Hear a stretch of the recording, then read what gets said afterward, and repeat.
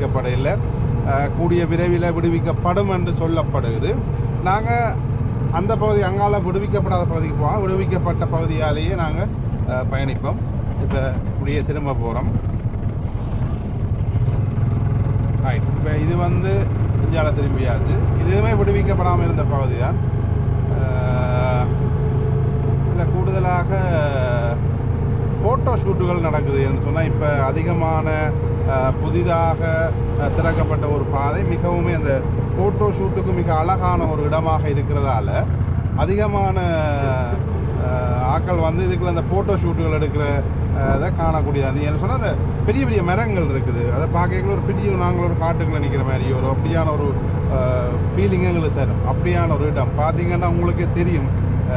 எங்களோட வட மாகாணத்தில் குறிப்பாக யாழ் மாவட்டத்தில் இப்படி ஒரு அழகான இடம் இருக்குது. இதை விட பல இடங்கள் இருக்குது. இந்த இடமே நீங்கள் பார்க்கல